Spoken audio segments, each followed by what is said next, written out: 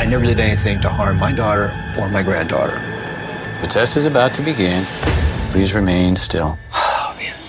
Casey Anthony's Parents, the lie detector test. Watch now, only on A&E. And watch next day on the A&E app.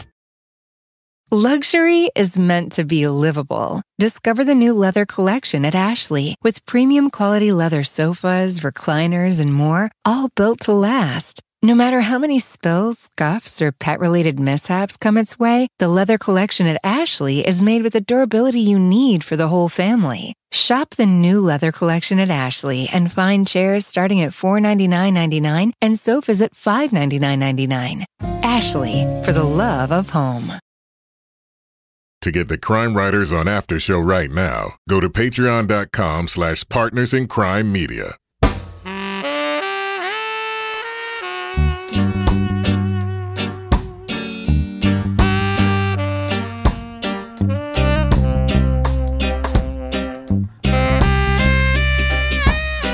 I'm Rebecca Lavoie, and this is Crime Writers On, the original true crime review podcast that digs into other podcasts, true crime, pop culture.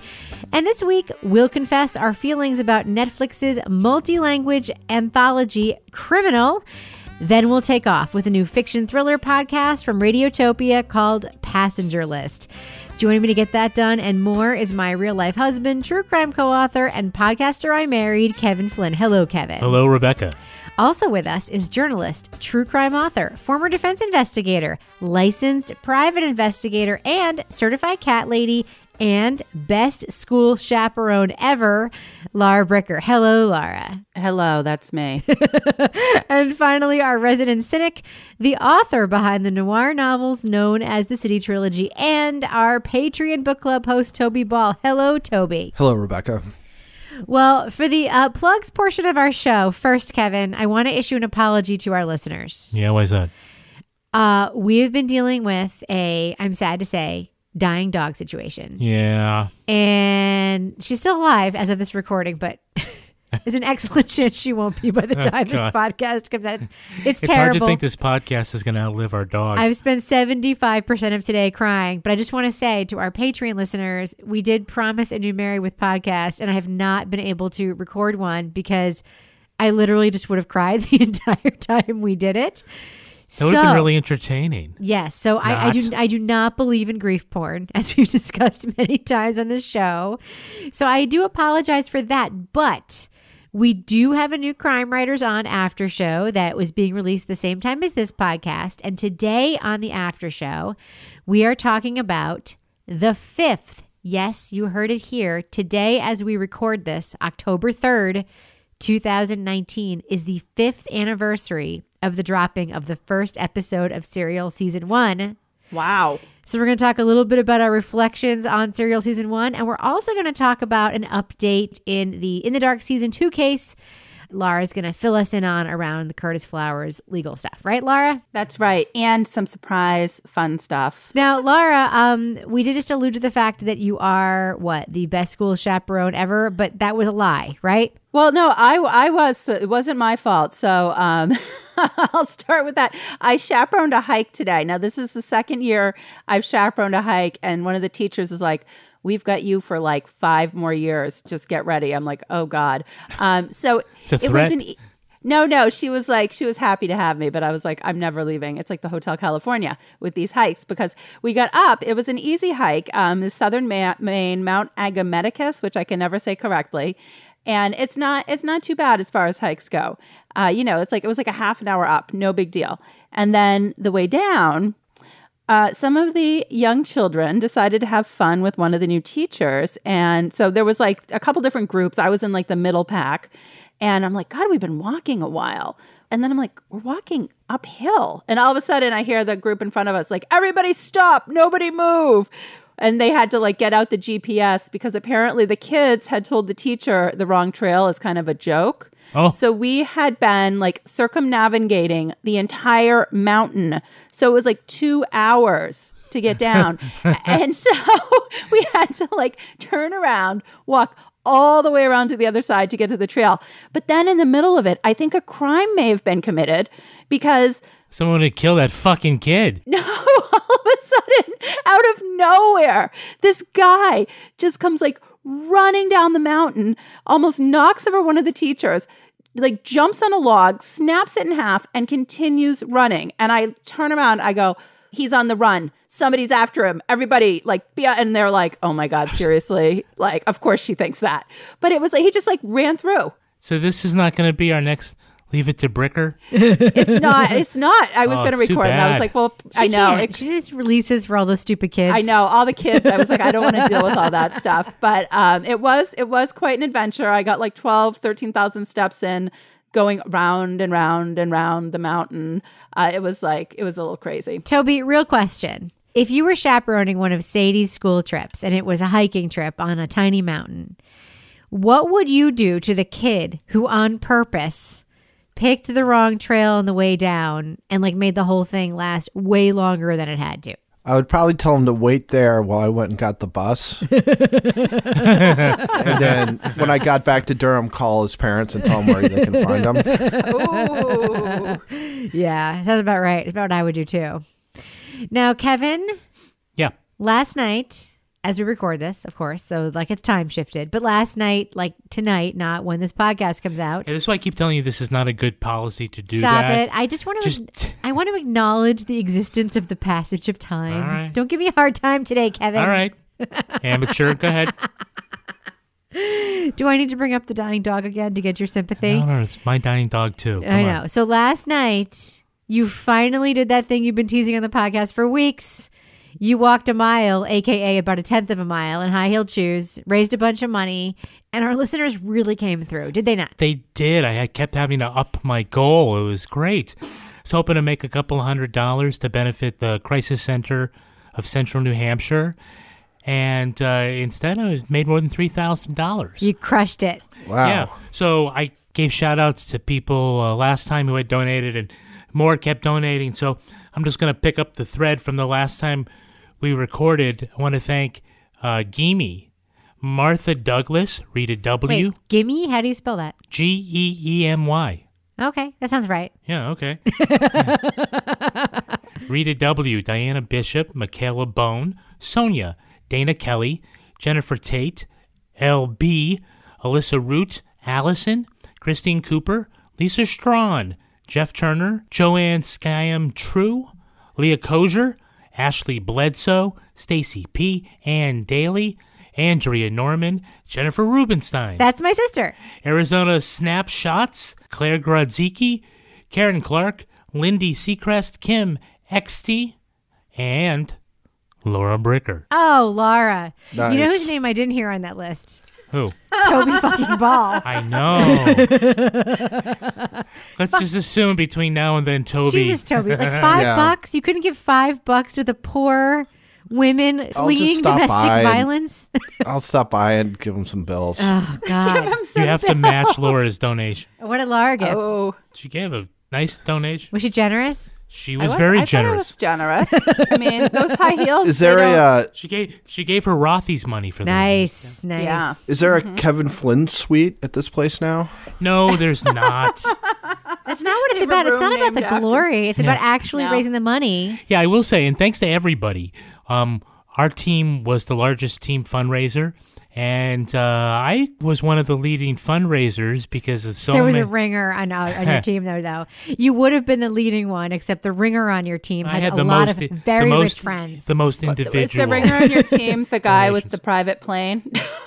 It's the wife of the guy with the private Yeah. plane. But yes, Kevin had the most individual donors. He was like the Bernie Sanders of this team. So many individuals. She had stepped up. one giant donation. Yes. If that one didn't come through, I would have beat her. Yes, and Kevin had the Elizabeth Warren of Walk a Mile in Her Shoes campaigns. Hundreds of individuals gave a little bit of money rather than one person writing a $5,000 Small check. dollar donations. That's how we're going to do it. I don't know. I have a plan for that. Poor Bernie, man. He's had a rough week. He has. You Not as know? rough as my dog, but that's No, a thing. No. All right. Are we ready to begin the show and like put this other stuff aside? You Let's guys ready? do it. Yeah. I'm ready. First up, Netflix's new crime series is an anthology set in a police interview room and its adjacent observation suite. In Criminal, we see a specialized team try to get suspects to crack, like a doctor accused of murdering his stepdaughter.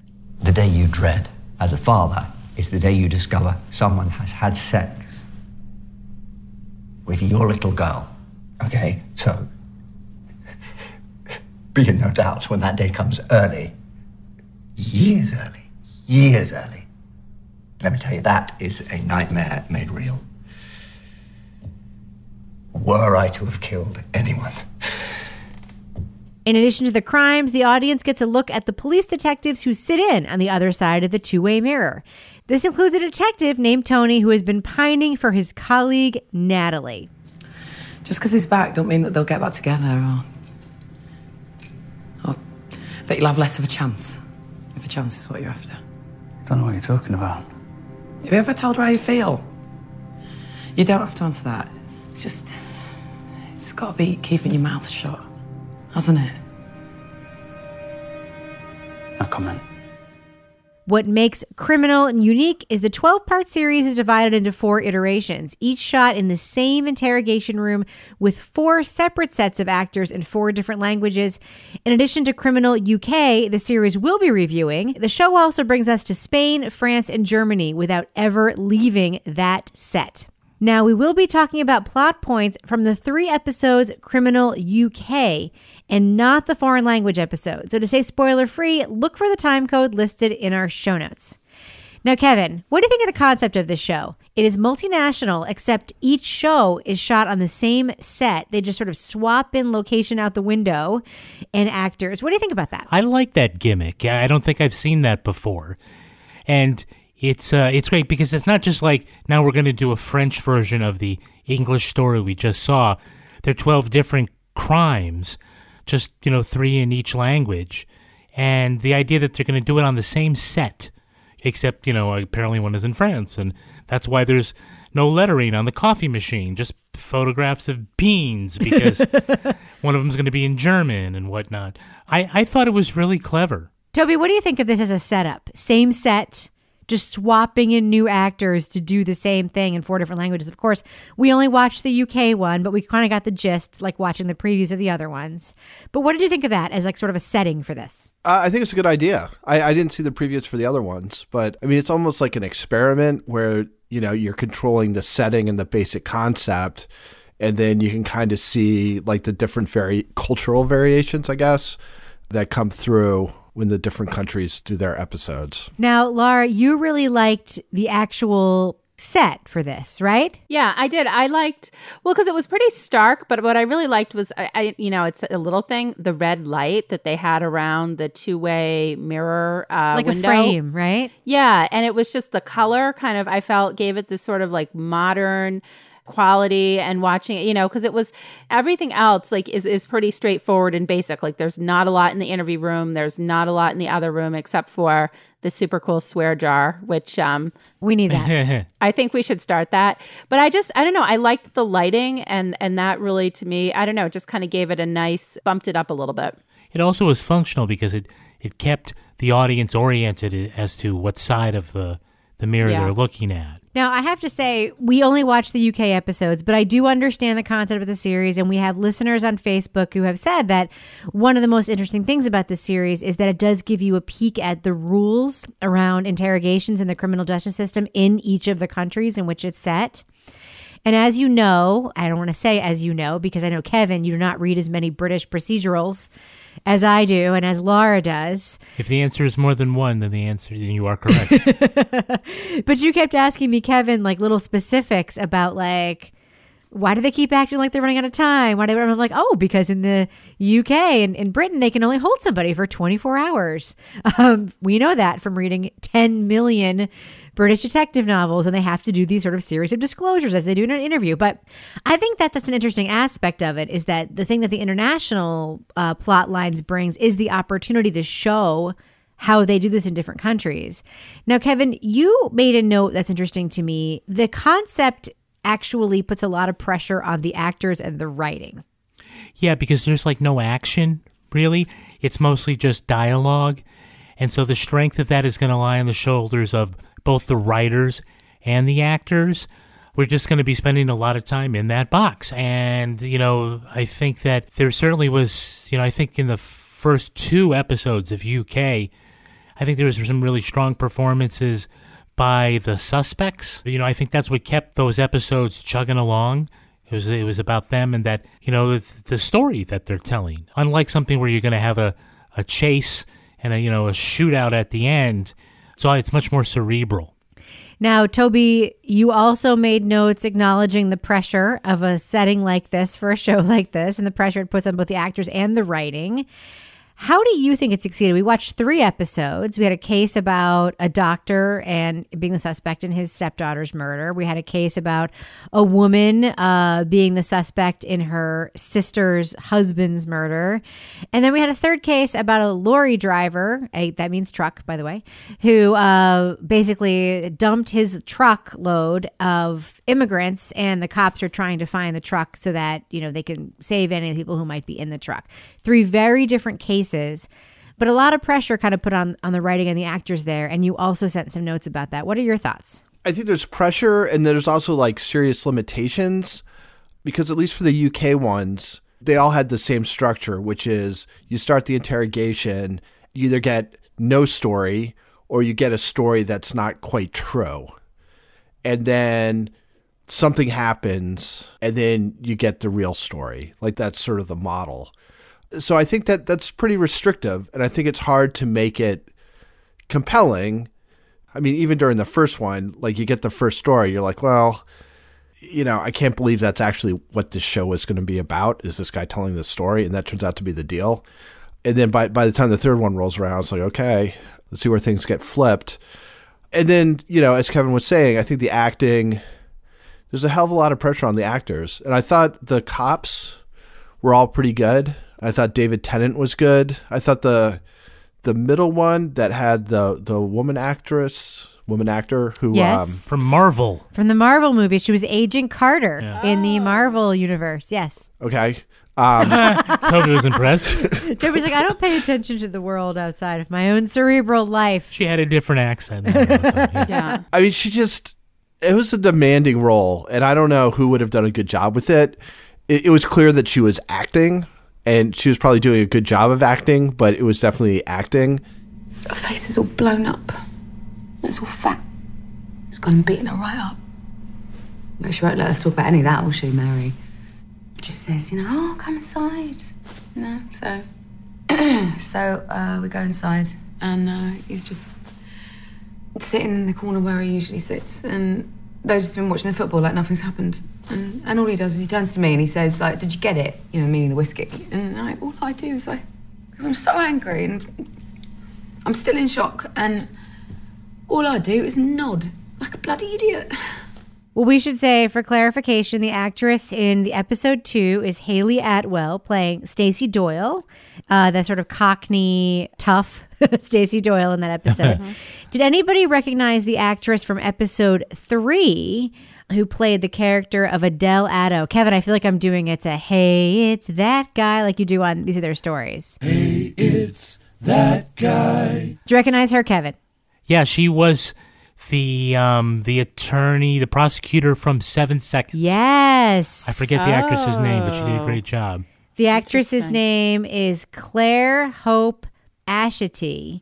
And yes, she's a hey, it's that woman who appeared in 7 Seconds and who, up until watching this, I had no idea she was British. Although I should have, because every time someone gives a great performance in something, they always turn out to be British. Yeah, it's true. Yeah. No offense, American all the good actors. ones. Do you remember, Kevin, like 12 years ago, for how long it was ago, we were watching The Wire and we discovered that Idris Elba was British. It's like Stringer Bell's from England? The fuck? And of course now, of course we know that because he's in a million things, but like, come on, Stringer. Anyway, Laura, you had a note that I wanted to get into a little bit because a lot of people in our Facebook group talked about this, the sort of need when you have a setup where you have an interrogation and it's that intimate.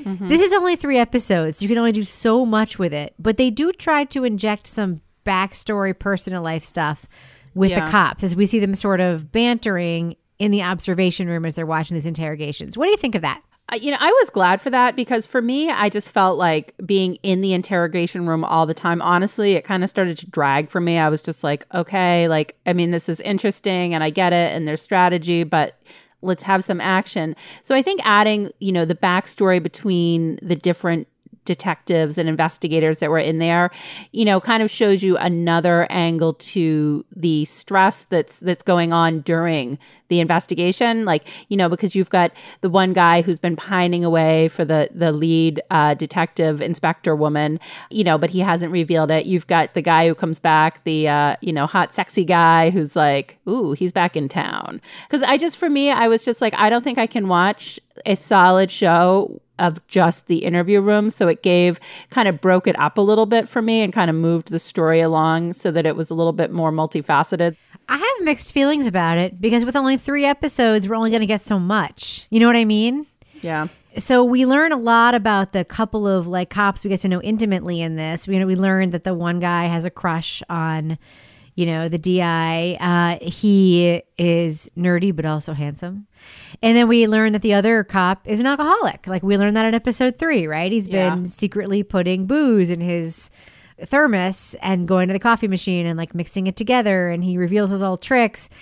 And that was to me like a little much the way that reveal happened. I think that one, because that one I didn't even see coming. I was like, I didn't even, like, there was no signs of anything up until that point. So it kind of came out of left field to me. He kept like shooing people away from his coffee cup.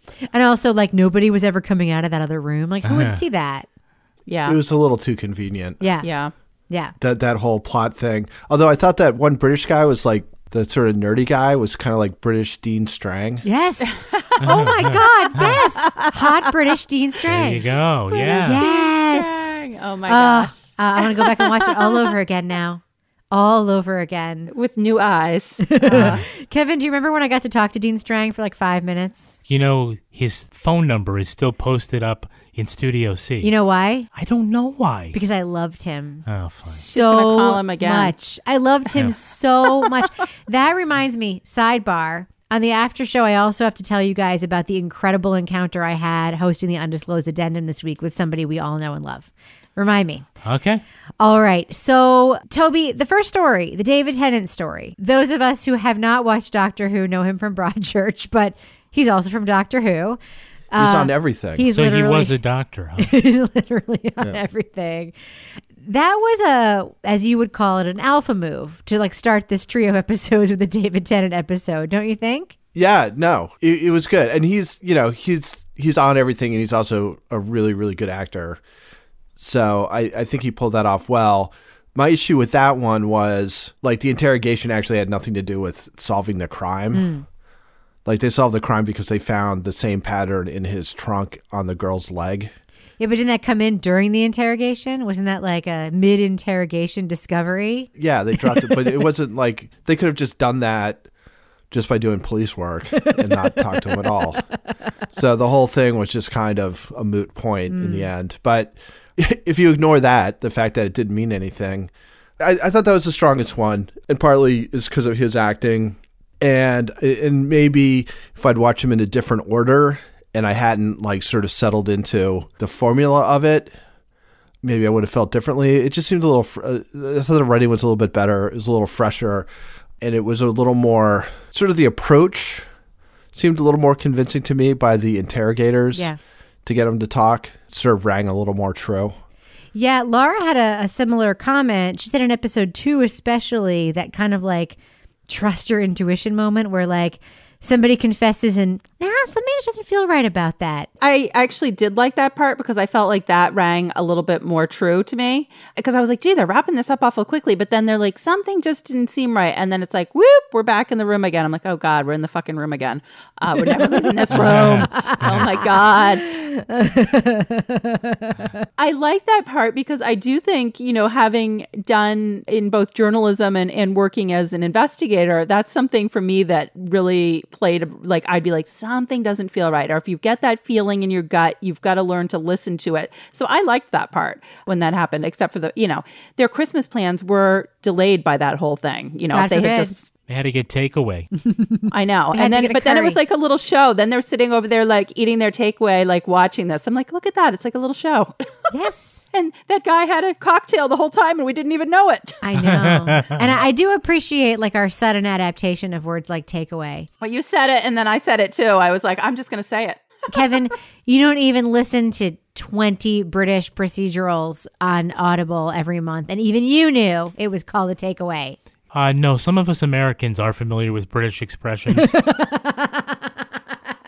Like, I knew what a lorry was. Oh, thank and a God. boot, so. Thank God, because guess where we just booked a trip to for a couple months away from now? Oh, We're going to Lord. London. We're going to Yes. London, Kevin. You better practice up. We are totally psyched. That's a sidebar, too, which you can also talk about in the after show.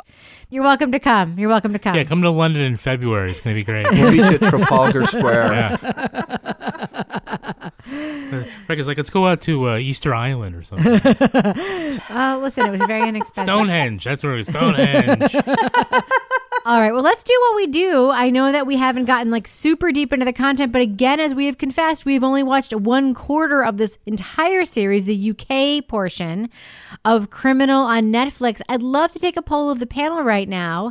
Give me your thumbs up or thumbs down review. Would you recommend to our listeners that they check this series out on Netflix? This is Criminal. More specifically, we reviewed Criminal UK, but I think it gave us a sense of the series as a whole.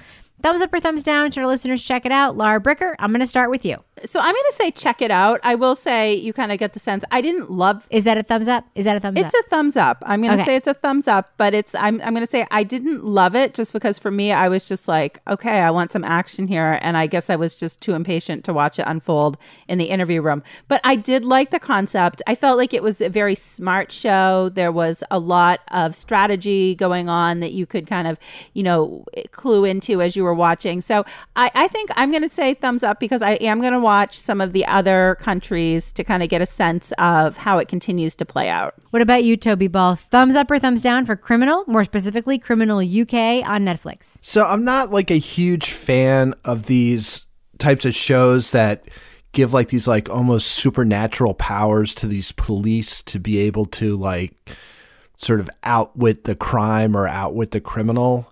I kind of, I don't know, for whatever reason, I don't really connect with those. And that's like crime scene stuff and criminal profiler stuff and Quincy. You got a problem with Quincy? Jesus, don't throw Jack Klugman? What are you going to say next, Scarecrow and Mrs. King? Oh my God, that was my favorite show ever. Oh my God, I love that show. Quincy. Jesus, Wow. Toby. I was expecting a slight reaction, but not a reaction quite like that.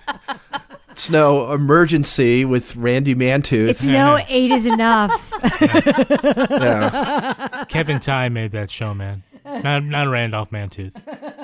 What's that? I'm just saying. Randolph Mantooth was on Emergency. Yes, he was, but he didn't make the show. No, but Kevin wasn't he Tighe also was in, the one who made the show. Wasn't Randolph Mantooth also in Backdraft, the movie? I don't think so. I don't know. Huh. Go Are we ahead. still doing a review? Go ahead. Somebody IMDb that. It's okay. I think the one with David Tennant's the best of the three. I thought the third one, the lorry driver, was pretty good for about the first half of it and then kind of fell apart. So I'm kind of like a unenthusiastic thumbs up, but it doesn't like suck. So I guess I give it a thumbs up just because I'm not going to give it a thumbs down. That's what I did, Toby. Right. Faint praise. I support All you, right. Toby. Or you could I just say support no you. comment. Well, I just want to say it was Scott Glenn who was in Backdraft and not Randolph Mantooth. Oh, okay. And they're not similar, except they kind of are. So I understand why I made that mistake. And I'm sorry, Randolph Mantooth. I'm sorry that I mistook you for Scott Glenn. So I'm going to give a thumbs up for this. I really liked it, and it made me want to watch the rest of this series. I don't know. I think that we're being overly critical. I think it's a fun concept, executed well. When I saw that the series that take place in other countries use the same set, I actually think that's super clever because it sort of takes out of it kind of that whole thing where you're like, what do police rooms look like in Germany? And what do they look like? Like, it's fun. And just enough hints of sort of the personal lives of the cops. I don't know. It reminded me a lot of the British procedurals that I am addicted to and listen to all the time in audiobook format. I liked it. I'm giving it a thumbs up. What about you, Kevin? I am also a thumbs up. I thought it was a very tightly wound drama, and it all played out there, just actors mano a mano.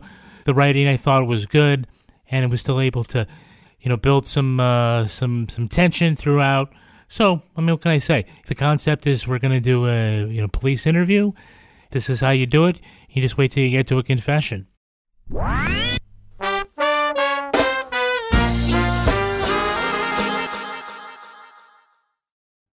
Moving on. A plane from London to New York vanishes over the ocean.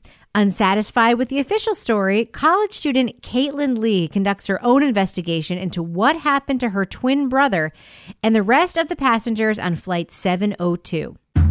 Hello? Who is this? I'm sorry, you don't know me. My name is Caitlin Lee. My brother was on 702. Yeah? Hi, my name is Caitlin Lee.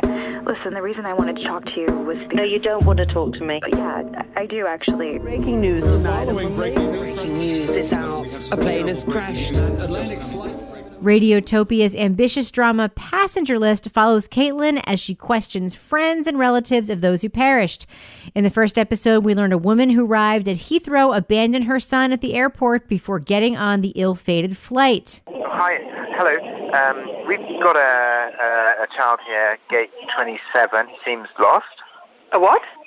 A child, a boy of about, how old are you?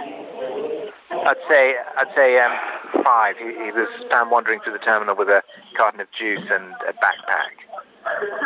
Caitlin is assisted by a secret source, feeding her information about the passengers, but like the rest of the characters in the show, his motives are unclear. Is the airline lying about a bird strike taking down the plane?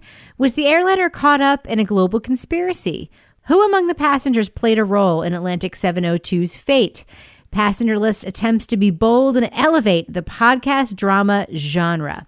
Spoiler alert, we are going to be talking about plot points through episode 4 of Passenger List. So to remain spoiler-free, go to the time code listed in our show notes. Now, Kevin, I know, full disclosure, you and I are at different places with this podcast. Right. So I just want to step back for a second and talk about the mechanics of it.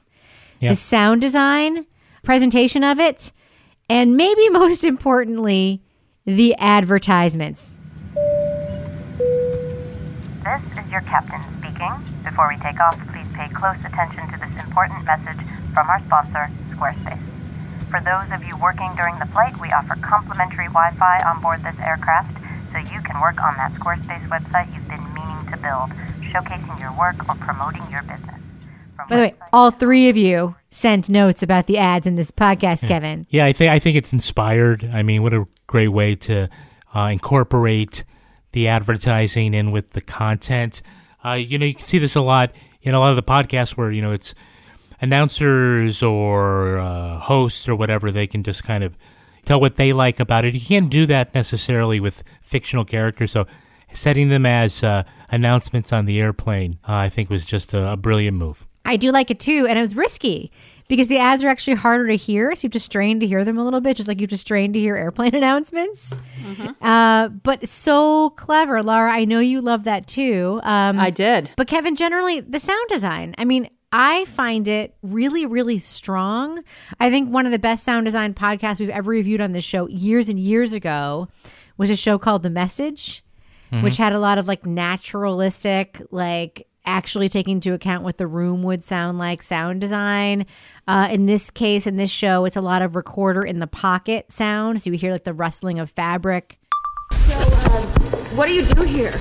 Well, we have to test anything the planes could come into contact with when they're up in the air. So it's mostly water and ice, like a lot.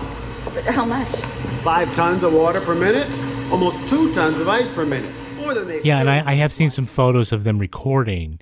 And they're in a studio, but they're not like what we're doing. They don't have like these, fancy microphones when they get up real close and like read into the microphone. They have like somebody with a boom stand, kind of like they would on a movie set.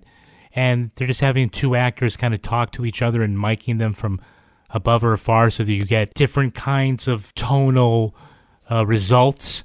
So it sounds like you're in a room as opposed to maybe two people across from each other on a microphone. And it lends itself a little more to hopefully a natural feel for the conversation. But I have to say that I don't think the actors always deliver that. Really? All right. Toby, you actually said in one of your notes to me, these shows rise and fall on their cleverness. This one is a real mix. What did you mean by that? Well, I think like the first indication is that the first thing we talked about this show was the ads, which I don't think is necessarily great. I mean, the ads are great, but that wouldn't be what I'd want people to like be the takeaway. Oh, that kind of is our show. I don't know. So my feeling is the setup is good. Like a flight disappears and you're trying to find out what happened. And part of doing that is by finding out who was on the plane, what their stories are, or whatever. So I think that part of it's fine. I think it's too reliant upon stuff that we've seen again and again. Like, so having like a mysterious stranger who calls up with clues, basically, with inside information. Caitlin. It wasn't birds. Even if they hit the birds, that isn't why the plane went down. You really shouldn't call me unless it's an emergency. I thought you said this app was safe. We couldn't be traced. That's when I initiate. Your phone could be traced if you call me on an unprotected network. That to me is like, it's a red flag. That's like what happens when you can't figure out a way to have the person find out on their own, right? And it's just a way of getting the story going without having the protagonist actually have to do much of anything. And I think it was the same thing with the psychic, where, you know, the psychic is able to sort of, that the whole conversation was like a lot of exposition, but the psychic is able to draw out like all these issues that the protagonist has in a way where it's just where you're just told what they are, right? I mean, you're not finding out, you're just being told. So it's just things like that I found, you know, they've got a good setup, some good ideas, but then they just fall back on these, and I hate to say lazy, but kind of easy ways of telling the story when it seemed like there's enough there to be a little more creative and rigorous in the actual storytelling to come up with something better than what it is. So it's interesting that you should say that, because I don't necessarily disagree with you, except I just enjoyed it more, I think, in terms of sort of letting myself into it and letting myself go with it. And Laura, you sent a note about, you mentioned Homecoming, which was the last podcast, like this very ambitious, star quality podcast reviews. We should mention, like, this podcast has real actors in it. Kelly Marie Tran. So she was in a recent movie in the Star Wars franchise, which she got a lot of shit for just basically being a woman in that. But she's a real, like, great actress. Patti LuPone plays the psychic witch. Did the feeling of dread come from the man sitting next to you, the stewardess, or the congressman? Why did it start? I don't know, dear. I've learned not to question these feelings, to just follow them. Everyone on that plane was doomed. I could feel it in my bones. God, that sounds a lot like Patti LuPone, but it can't be Patti LuPone. Who's that? Jesus Christ, Toby. Patrick Hines is clutching his pearls right now. Was she in Friday Night Lights or something? Patti LuPone was the originator of the role of Evita on Broadway and is an American legend of the stage, of the stage and screen. Patti LuPone is famous. She's very, She's very been famous. in some things. Life goes on. So you heard her and you're like, oh, it's that woman from Evita? No, I knew it was Patti LuPone. Patti LuPone transcends Evita. She's actually famous, Toby. Anyway, Toby, you're gonna take so much shit on Twitter. But I do think that's fine. I deserve it. When you talk about plotting and you talk about like shortcuts, sometimes I think with productions like this, and even with Homecoming season 1, where you have, you know, Ross from Friends and Catherine Keener, like you only have so much time with these people in the studio. Yeah. Whereas with the Black Tapes, this podcast actually reminds me more of the early episodes of Black Tapes than anything else we've ever listened to, except that with Black Tapes, relatively unknown people, lots of time to experiment. They could draw things out over many, many episodes. And with this, I think it's kind of about efficiency. So maybe I'm more forgiving. Laura, what do you think of how they sort of drew those plot points out? Yeah, I mean, I didn't mind it as much. I mean, I get it, but that didn't really bother me. Like I said, I liked it better than Homecoming, because Homecoming kind of irritated me when it was just like all through the phone calls. And I just felt like that did get a little bit frustrating in terms of that being how we were learning the story. The thing that did kind of irritate me, but I think it was probably intentionally, if you think about the story, as the character of Caitlin, I did not find her very likable as I was listening to this. I was like, okay, so like she doesn't go to her twin brother's funeral. She's lying to everyone. She's just like dropping out of school, kind of being a pain in the ass. But I think that was probably part of the story. So, you know, in terms of maybe that was the reaction they were trying to get from people in a way. You know, yes, she's a crusader and she's trying to find out what happened, but I was like, what are her qualifications here exactly? And how exactly does the guy with the creepy robot voice find, Yeah, so I was forgiving as well of sort of things like, I mean, I was like, that's fine with the psychic, that she's like revealing what this person's issues are and that she and her brother had this troubles. And for me, it was just that I felt like it was kind of like meandering with the plot a little bit in terms of focusing in on like who is responsible and what is the theory of this actual crash, because it seemed like there was so many different theories. It was like, okay, when are we actually going to start to follow one that has some legs? Do you know what I mean? Yeah. Yeah, and Kevin, it's very much like reminiscent of especially the first couple of seasons of Lost. No, it's not. Yes, it is. You know why? Why? Because the first season, especially of Lost, they would focus on one character, right, and their intersection with the flight, and that would be a whole episode. It would be like, what is that person? What are they doing on this plane? And what is their backstory? And then that would play into the larger mystery. Like we just kind of went chapter by chapter. Sure. Early episodes of Lost. That's what this reminds me of. But the difference is with Lost, each of those characters was important to the overall story.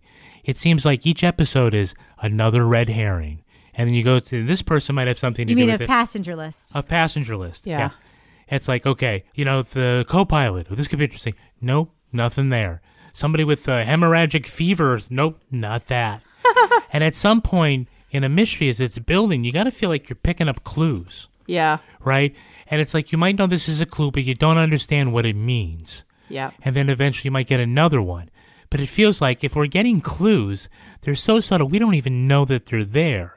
And it just seems like we're going from, you know, one episode is going to talk about this person who was on the flight, and then this other person who was on the flight, and, you know, the friend of this person who was on the flight, and we don't see how any of it is connected. And it doesn't even, not that we don't see that's how it's not connected. We're not feeling how it's, like, the story is connected. Yeah, I agree. Toby's dying to break in. I've got so many freaking comments about this, but one of them is, like, almost from the start, you know that it's going to be something that has to do with her, right? It's or her brother. It's got to have some kind of emotional connection to her, or it's just, you know, that's correct. That's just the way it's going to be. Caitlin and Connor and their rift is going to be a part in this. Yes. Yeah. So even before you knew the rift, it's like she's not going to find out that it was some person that she never heard of before who happened to be, you know, on this thing and that was the way to assassinate her, and that's the end. Like, that's just never going to be the story. So you always know it's going to be her.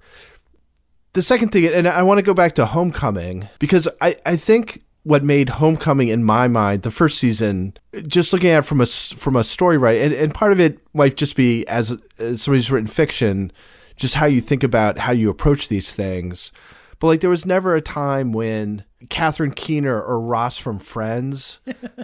I love that we just call him that, like, without any apology. He does have a name. David Schwimmer. He'll always be Ross from Friends on this podcast. I saw him on Curb Your Enthusiasm. I was like, oh, Ross from Friends. What's he doing here?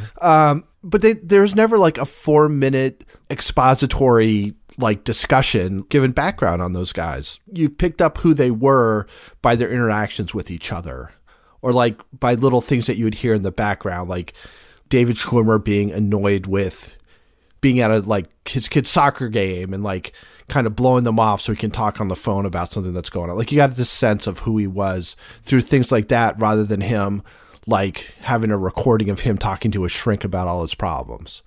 That, to me, like, when you're looking about, like, I've got this information that I want to convey, it's like, how do I get it across in a way that's interesting? And sort of these, like, expository conversations is, like, the least interesting possible way to do that. Like, I understand that, you know, time is short. You don't want to spend a lot of time. But I thought Homecoming did a really good job of giving you a sense of who these people were without having any of that stuff, and being very, very tight Whereas in this one, it seems the character doesn't have a whole lot of personality other than what you hear her talk about her issues. That's my kind of frustration with this. And I guess I brought this up with some other things is it's this super high quality stuff that's going on. It's a good concept. Why don't you spend the little extra time it takes to make the writing really good instead of sort of cutting these corners or taking the easy way out on these certain things? And I think it would be sort of more compelling and feel more natural and feel more suspenseful if you didn't feel like, oh, okay, well, here we go for 5 minutes, like learning about this person's problems. Listen, I agree with you that it's not like super tight and not even super duper well written. To me, it really much is a redux of Lost. Caitlin's character sounds to me, and I don't know if this is like a vocal quality thing or an acting thing, but Alex Regan, the protagonist in the Black Tapes, and Kelly Marie Tran's performance of Caitlin's character are so similar to me. Can you take us back to the night of April 7th, 1993? This is the first time I've heard anything about this. You didn't tell the FBI, did you? Well, when Sarah and I were catching up and I told her what I'd been working on, she mentioned you might have something that could be of interest to me for my show. What happened after he told you they looked sick? Is that a good thing or a bad thing? It's not a great thing. I don't think that Kelly Marie Tran I don't think her performance here is like a standout performance. No, she kind of fades away. But I actually like that because I think what it's supposed to be is a regular person trying to get information. And I know it's sloppy and I know at points it's dumb. Does it mean that it's not fun? I have to tell you, it's really freaking fun to me. Listen, one of the things that I like that they do is they go through some plot points that would be endings in other stories like this.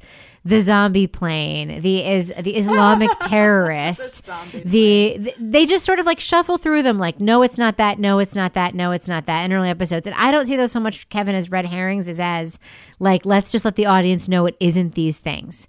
And I agree with Toby that it probably has to do with something very close to home to Caitlin, a.k.a. it's going to be a Clara Pockets reveal. She was inside of us all along kind of thing.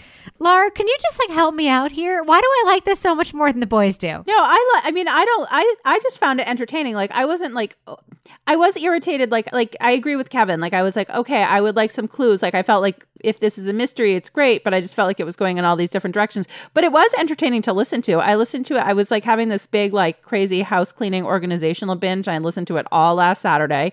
Some scenes just like, I was like, oh, that's kind of funny. When they had the guy that was like the, infectious disease expert guy. Oh, the epidemiologist. And he's like crunching on his potato chips. Sorry, there's a bit of a mess. Here, you can just sit right here. Thank you. Chip? No, I'm good, thank you. So could you say your name and what you do? Sure. William Schroeder. I'm an epidemiologist. Great. Thank you. So, Ebola? Yeah. So there were parts that I really enjoyed, and there were parts where I was just like, well, Yeah, maybe Ebola took the plane down. Yeah. Zombie plane. Yeah, that was a great half an hour of my life. Oh, God. I did, Rebecca. I found it just kind of like fun to listen to because it was something different. And I was like, it was like, scripted fiction. And it was, again, just trying something different. I like when we see a podcast trying something different because we listen to so many that are so similar that it's kind of refreshing. Even if it's not perfect, it's like, oh, that's cool. They're trying something different. I mean, there are a lot of fiction podcasts out there. Yeah, but this is one from Radiotopia, which is like honestly, like there are a lot of fiction podcasts. It's out Laura there. Shippen who does Bright Limetown Sessions. and how fake Limetown sounded with the fake public radio thing, and when that was like the first one we listened to, was the fodder for so much comedy about how to not do sound design. I do want to harken back to The Message, which we reviewed a million years ago, which had, Kevin, you will agree, perfect sound design, Pretty right? good, yeah, very good. Black Tapes, which had like medium sound design, but was just fun because it was sort of like the X-Files and like silly and amateurish in a way that made it extra fun to me. This is different. This is like definitely like a high quality outlet trying to do something fiction. This isn't like, did any of you guys listen to Wolverine that came out from Stitcher last year? The Wolverine podcast? Yes. No. It's great. It's great. It was not appropriate to review on the show, so I didn't ask us to, but that's an example of sort of like a universe and fiction like done super well. Mm-hmm. Well, this can be done well. I'm just not sure it's done well here. I do admire, that they're aiming high, and the things that they're doing on the tech side are really good. I just feel like they're not getting a great performance out of their lead actress. I don't think she's written very well because they have her going to reach out to people and then cower when she gets to them. And I just feel like they haven't really drawn a line on this plot because every episode is so different. I'm not sure really what's connecting them. All right, so should we just review this podcast now, Kevin? What do you think? I think I just did. So let's give our thumbs up or thumbs down review for Passenger List from Radiotopia.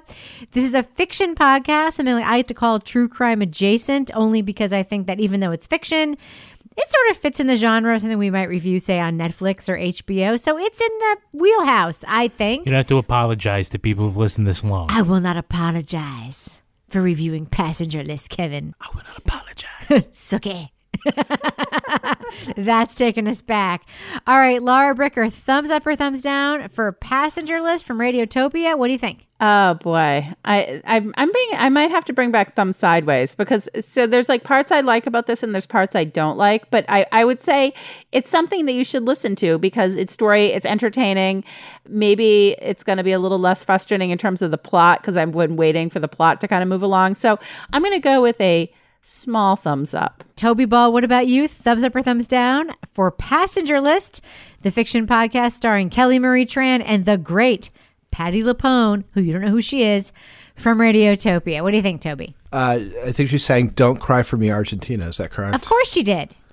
So now I know who she is. Sing it, Toby. I think what this really needed was, like, I've written 3 novels, and on each one of those, I had both my agent and then I also had really smart editors who would push back on me about stuff where it seemed like I'd cut corners, or like my agent is always like, is that the most interesting choice you could make right there? I kind of feel like if there was somebody there pushing back on the writer for this and like demanding a little more thought and sort of rigor and creativity, because I think the setup is good, but I just think there needed to be somebody to say, go back and look at this again. I think it would have just been much stronger. So I'm going to give it a thumbs down. I think there is some stuff that's really good about it, but it seemed like there's a lot of potential that was not fulfilled. Yeah, I don't agree with any of that critique, but I'm giving it a thumbs up because I'm finding it really fun to listen to. I think it's cool. And it's very hard for me, even when I see something's imperfections, but I'm loving listening to it to give it a thumbs down. I will once again invoke what in retrospect I'm thinking more and more and more is a great podcast, The Clearing, which, obviously just finished a few weeks ago. As I was listening to it, I kept asking Kevin, like, why do I like this? It's weird. Why do I like it? It's just making these turns. Ultimately, though, what it comes down to for me is when an episode of Passenger List drops, I want to listen to it and find out what happens. I'm enjoying it. It's cool and it's fun. And for me, that earns it a thumbs up. What about you, Kevin? Well, Rebecca, I'm sorry. I think I'm going to be a thumbs down. I don't agree with your assessment. I'm more with Toby. Look, I really liked the beginning of the first episode. I thought the setup with the kid left at the airport was brilliant, and I liked the characters at first. But I just felt like as far as the plot went, it hasn't really gone anywhere. It just keeps bouncing around. I don't see a lot of energy from the characters. Some of them are pretty one-dimensional. And I got to say, though, the sound design, A+. The attempt to do something different, make it all sound great is good, but that's not going to make up for a story that's not really compelling, and I don't want to stick around and listen to the next time.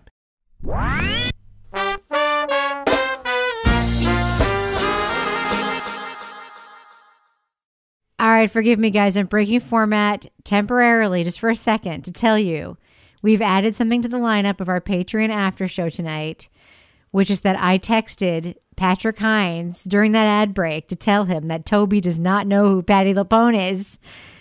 And his reaction will have to be saved for the Patreon after show. Is it in all caps? Now it's time for my favorite part of this podcast, a little something I like to call the crime of the week.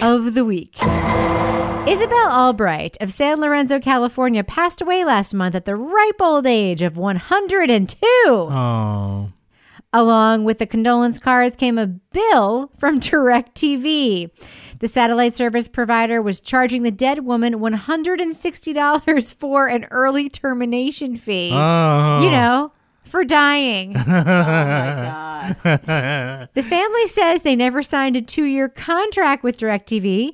The company says although Isabel had been a customer for years, she recently got a box set for another room, which came with a 24-month contract. The family says the second receiver went into a back room where a hospice nurse was staying, and they wouldn't have agreed to a 2-year contract for their dying, shall I say it again? Dying 102-year-old grandmother. Nobody is that optimistic. 2 years, no problem. After a local TV station did a story, DirecTV's parent company, AT&T, tore up the bill and apologized. So, panel, this proves you cannot outlive your subscription services. Who else is charging this poor dead woman every month? Laura Bricker, what do you think? I'm going to go with the Jelly of the Month Club. Just saying. Toby Ball, who do you think else is charging this poor dead woman every month for a service she is obviously no longer using? Gold's Gym. Very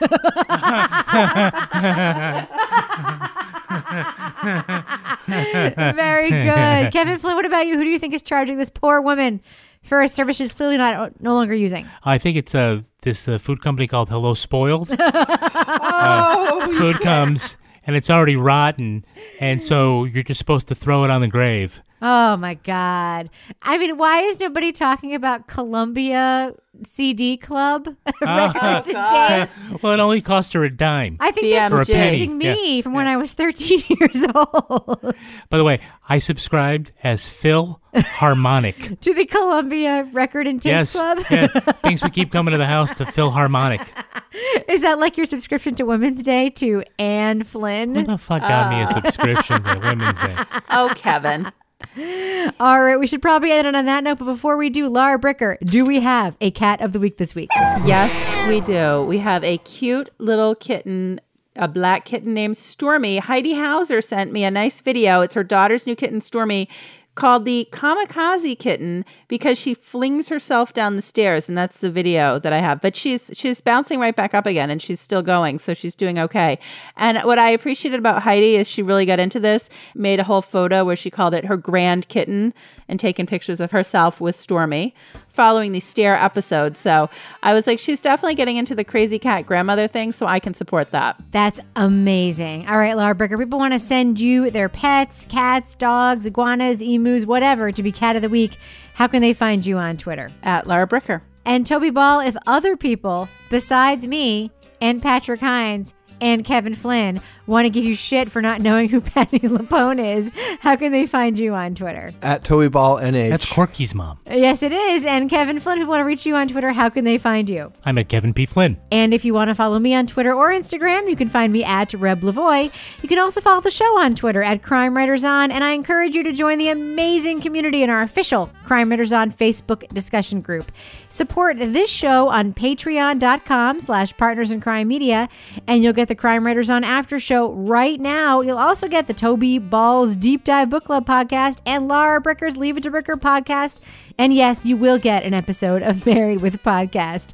Our theme song was performed by the New York Ska Jazz Ensemble and used with their permission. This show was recorded in the Yoga Loft above the Bodega in Bay St. Louis, Mississippi studio, but not Studio C, the closet in our basement where I turn into a psychic witch. Just kidding, I'm a witch all the time. On behalf of all the crime writers, thanks so much for listening. We will catch you later. First up this evening, Netflix's new true crime series is an anthology. Kevin, do you want to explain what an anthology is for our listeners? Okay. In Criminal UK, we see a specialized team try to get suspects to crack. Oh my God. Just like the Chinese food burp there was crazy. I'm sorry, that whole fucking thing again. Wait, what? I just burped so loudly, but it was like one of those burps that was coming up from my stomach. Kevin could hear it, right? Yeah. That's awesome. That's called a fart, but go ahead. Mouth fart. Came up from her stomach. Oral farts. Okay, I just queefed a little. All right, here we go. God damn Ugh, it. God. Jesus. Listen, pushing boundaries. We've been doing that since 2015. First up, Netflix's new true crime series is an anthology set in a police interview room and its adjacent observation suite. And my... Oh my God. This is what I was listening. Oh my God. This is like being with middle schoolers It's again. the first I've laughed in days. Okay, here we go. First up, All right, I got it. Hold on. Cat emergency. if it's alive, it's not really an emergency. We'll give it a minute.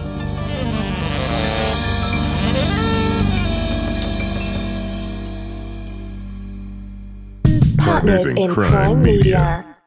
Luxury is meant to be livable. Discover the new leather collection at Ashley with premium quality leather sofas, recliners, and more, all built to last. No matter how many spills, scuffs, or pet-related mishaps come its way, the leather collection at Ashley is made with the durability you need for the whole family. Shop the new leather collection at Ashley and find chairs starting at $499.99 and sofas at $599.99. Ashley, for the love of home.